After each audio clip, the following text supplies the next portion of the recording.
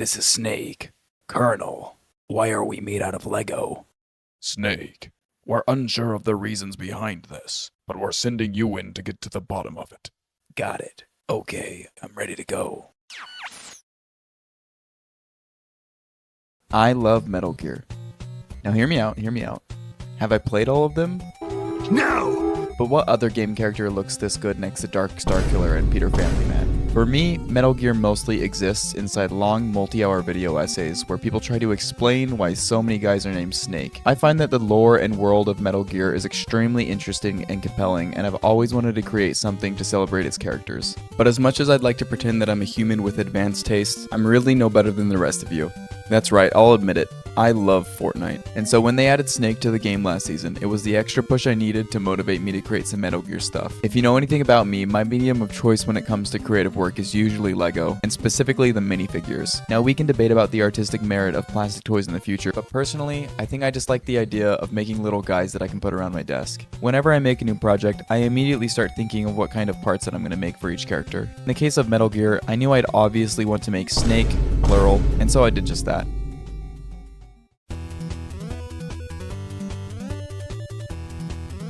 This is the part of the video where I inform you that if you don't know, I stream on Twitch every day, and you should definitely go follow me there so you don't miss out. Throughout the video, I'll be playing some of the footage from those streams where I designed these figures. I knew immediately the first thing that I'd need to make is a custom hairpiece for Snake. I ended up making 4 different versions, one for Solid Snake, another for Solid Snake but from the second game, yet another for Solid Snake but from the 4th game. And I also made Venom Snake from the Phantom Pain. I tried to capture the same look and feel as the Seinfeld hair from Lego. Snake's hair is not too far off from that as they're both a mullet, but where they differ however is the headband and any other accessories that I needed to add to them. I used my Naruto figures that I made a while back as inspiration for the headband part, but I also just looked at Ninjago headbands as well because they've done a bunch in the past that looked really good. I tried to keep the hair details simple yet detailed enough in order to be recognizable. I did this by making similar looking strands, then I lined them up where I wanted them to be, and then ultimately I just combined them into one solid hairpiece. It took a lot of trial and error and a few different versions, but eventually I was able to make something that I thought worked great for all the various looks. I also wanted to make Solid Snake's iconic chest harness that he wears in Metal Gear Solid 2. This is actually one of the easiest parts of the project, and initially I thought it was going to be super complicated and overly technical because of how many pouches and straps it has going on, but it ended up being really easy. Most of it was just made out of simple square shapes that I edited. I was also going to make another chest harness for the old Snake, but because I already had this Brick Arms vest, I figured that I would just use this instead, and maybe down the line I'll make an updated version for him, but I don't know if it would be worth it. Let me know if you want to see that.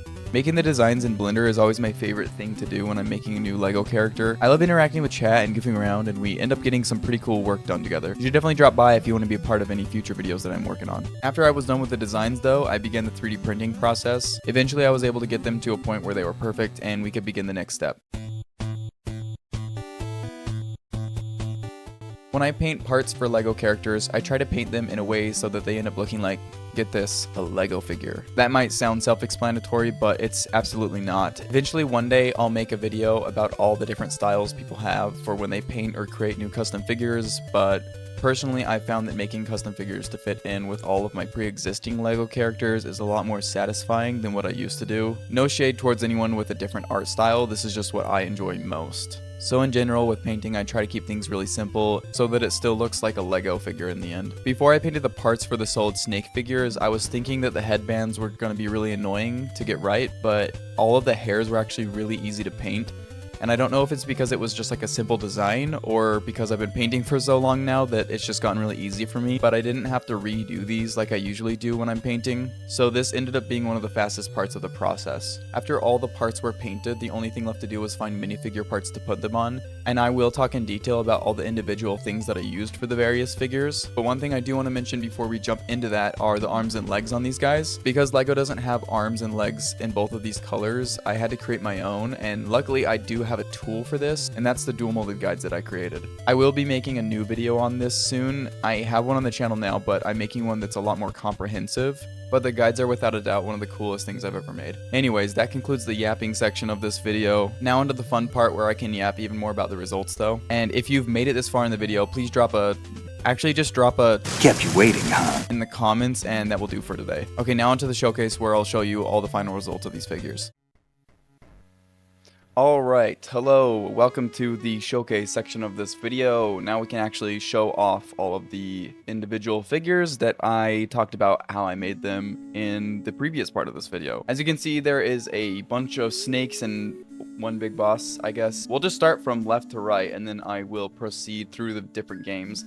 I've done more work on some than I have on others, which, speaking of that, this is the one I did probably the least work on. This is the snake from Metal Gear Solid 1. All I did basically was make this custom hair, and this is the most simple of all the hair pieces. This is just, there's no strands coming down inside. This is just the spiked up back type look. I chose this face because it's supposed to represent a little bit more of a pixelated look like he has in the first game and whatever. It's very simple and, you know, pulled back in terms of detail, but that's on purpose. Even you can see, like, I didn't even modify any of the legs or arms, so this is a very simple one, but that will bring us into my favorite one, which is the next one. Here is Snake from Metal Gear Solid 2, and as you can see, this is one of the more detailed figures out of this lineup. We have an entire chest harness that I made and an entire hairpiece, which, as you can see, these are very different. They look very similar, but once you start looking at them, you realize, okay, there's a mullet on this one, longer hair in the back.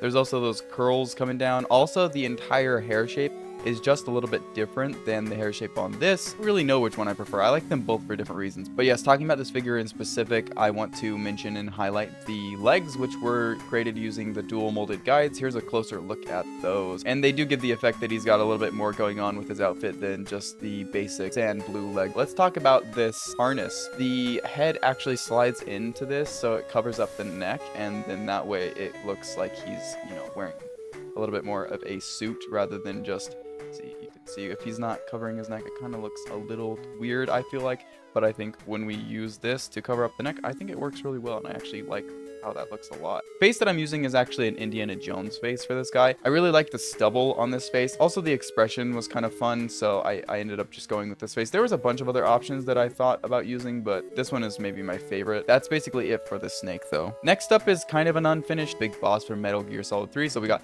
Metal Gear Solid 1, 2, 3, and then 4 and 5. This guy is wearing a green outfit, and I used the dual molded guides to create this tri-quad molded leg situation going on up here. I also used the dual molded guides for these arms. There's no camo going on that he kind of has in that game, but you know, I just really wanted to do a quick figure. This wasn't even one that I really planned to do when I started this project, but I realized I could just throw it together really quickly with some parts that I had. Okay, on to Metal Gear Solid 4 Snake, Old Snake. These legs are from some rebel pilot. I don't know, let me know in the comments. But the tan details actually just lined up so well with this vest that I just had to use them, so that's why these are here and why they are used. It just looks exactly like his legs from the said game, you know. Again, these arms are created with the dual molded guides. I just cut them and glued them together, and I think they look really good. Like I mentioned, this torso harness chest piece thing is just a brick arms thing that I cut up and glued and modified a bunch to look like the one from the game as well. I even sanded down the sides of this. Let's talk about this guy's face. This face is actually a J. Jonah Jameson face that I heavily modified. You can see I erased the mouth and I erased the cheekbones and all that good stuff, and then I made it so it lines up with this hair piece and stuff. I love the way I was able to capture the mustache look on this guy.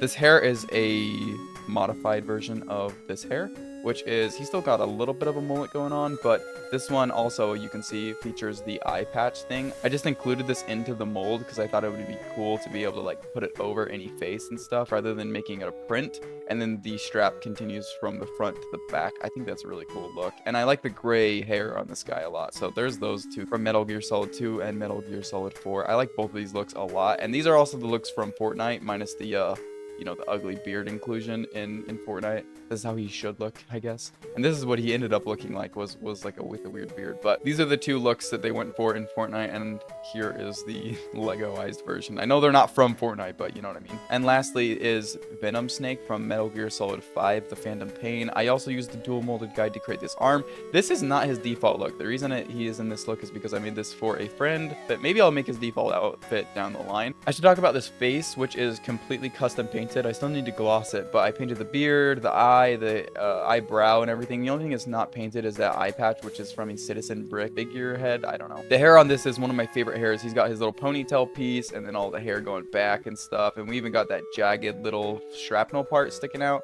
This hair is just like so awesome to me, and I'm really proud of it. We even got little bangs popping down.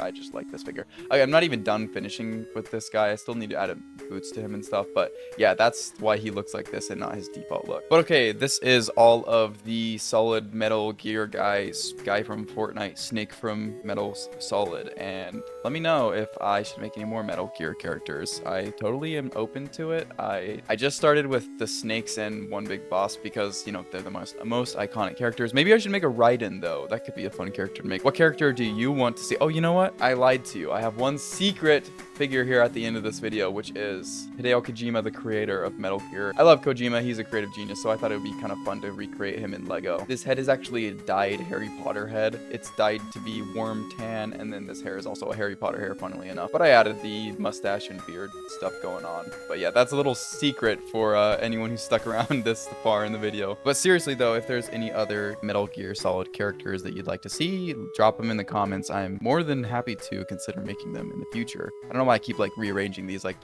it's gonna get better or something, but yeah, I don't have anything else to say on this video. If you enjoyed this, please check out my other videos. I've been posting some really good ones recently, and I will continue to post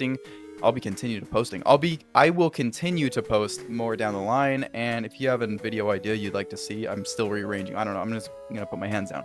If you have a video idea you'd like to see in the future, drop a comment, and I probably will consider making that as well. I'm trying to post more here, so yeah. Thanks for watching, I guess.